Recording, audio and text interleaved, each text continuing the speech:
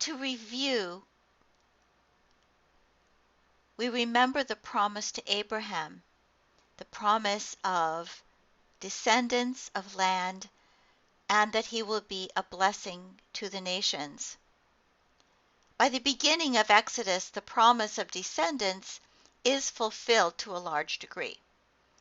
The promise of land and the promise of blessing are not fulfilled and are in fact in great risk. Moses is chosen by God as the agent by which the promises will be fulfilled. The Exodus gets the people out of Egypt to Sinai, and at Sinai a covenant is made with God which makes the tabernacle a possibility. And that tabernacle is what allows God to dwell in the midst of the people so that he may lead them to the land. The Levitical legislation, then, that follows, makes it possible for a holy God to dwell with his people. In Numbers 1 through 10, the camp is organized for a military expedition to the land where God will fight for his people and give them the land. And then Deuteronomy sets out the requirements to be met in order to retain the blessing and the land. The climax of Exodus, as we've already seen, is the building of a portable temple so that God can live with his people, who have been made his people by the covenant. And this is the climax of Exodus. Before we look at how that tabernacle is built and arranged, we need to consider the concept of holiness. Holiness in this literature means divine transcendence, exaltedness, otherness. It includes concepts of awe, dread, wrath, majesty and unapproachability, energy, vitality, movement, mystery, a fascinating sense of danger. To live near holiness calls for ritual purity, right sacrifices, and separation between clean and unclean.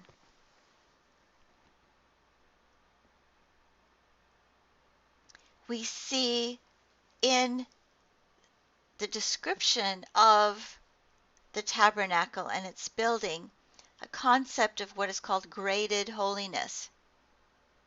The holy is dangerous, so there must be sort of buffer zones that separate the profane and the unclean from contagious holiness, which is seems to be considered to be almost a physical entity that causes death to whoever catches it. This is especially so if one is unclean.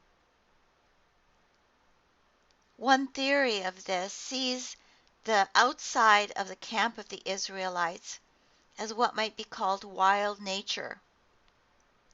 Inside the camp is tamed nature. The court of the tabernacle is an intermediate zone that still has contacts with the normal everyday world. The holy place is a transition to the other world, the world of holiness, and it is relatively sacred. And the holiest place represents the other world, the holy world. Another commentator named Barry Banstra sees the outside of the camp as very unclean. Inside the camp is unclean, that is, unfit for worship. The court is clean. The holy place is holy. The holiest place is very holy. The tabernacle furniture and structure is organized around the idea of graded holiness. the more holy, the more pure and expensive the materials. So we have graded metals. Gold is the most pure and expensive and fit for the very holiest things. Then comes silver, and then copper and bronze. There is fabric or types of cloth and skin that are graded in terms of the very best and most expensive to the ordinary. Also, the quality of weaving is graded depending on where hangings are to be located within the tabernacle. There are graded colors, blue as the most holy, then purple, and then crimson. The ark and the kaporet is the lid of the Ark of the Covenant, are the most holy. The kaporet is considered to be the footstool of God, where God's glory appears, but no one sees it. It is important that in the tabernacle all entrances face east, and the tabernacle, in a sense, is built in sort of concentric circles. From the holiest in the most inward place to the outward fence, which is on the edge of the camp.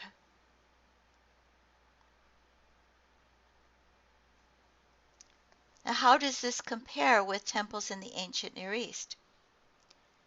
Temples were dwelling places of the gods and goddesses, or they were considered to be. Furnishings were the gods' household necessities. Daily rites provided for the deity's needs, sustained the deity's being. Now, this sounds very anthropomorphic. It may not have been quite as anthropomorphic. It may have been more symbolic. But the idea of a temple is that the gods are dwelling with the people, giving them safety and prosperity. And perhaps they represent the order of creation in miniature.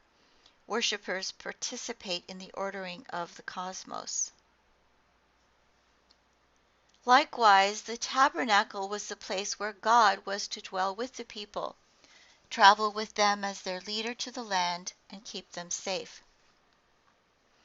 In chapters 25 through 31, a blueprint is given from the holiest implements outward. In other words, it starts with the Ark of the Covenant and moves to the place, the holy place, then to the courtyard,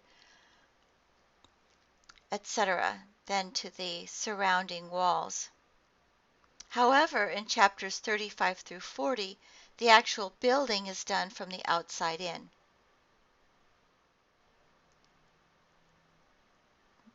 The problem with the golden calf is that it poses a threat to the presence of God with the people. God may not remain with them because the people have chosen to build their own God in a sense. And as we've already seen, Exodus ends with the glory of God descending on the tabernacle.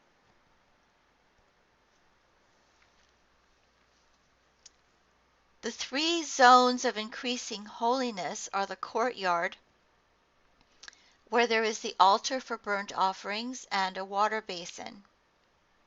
The holy place contains the table for the bread of the presence, a lampstand, and an incense altar. In some older translations, the table for the bread of the presence is called the table of showbread or shewbread. That is a mistranslation. The most holy place contains the Ark of the Covenant. We see in Exodus 40:34 through 38 that the glory of the Lord is the most holy thing beyond the Ark of the Covenant. Then the cloud covered the tent of meeting, and the glory of the Lord filled the tabernacle.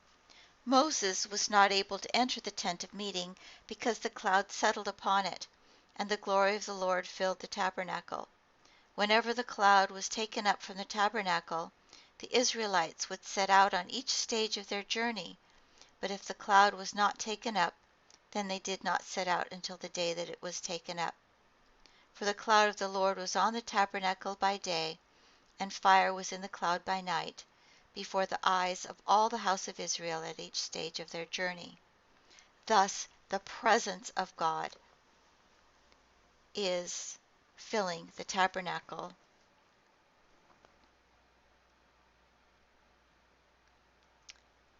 Here is a reconstructed drawing. You see the outside fence separating it from the camp, from the ordinary life.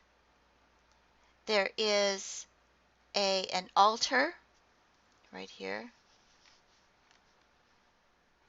the basin of water, and here we have the building in which you have the holy place in the front and then the holiest place in the back.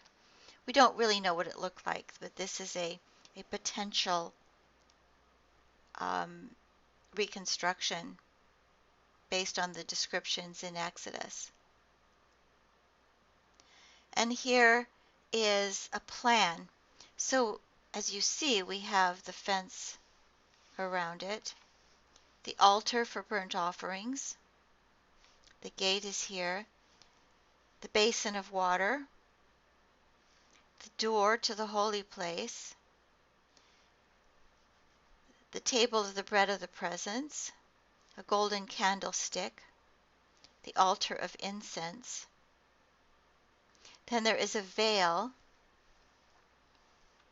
and in here in the most holy place is the Ark of the Covenant.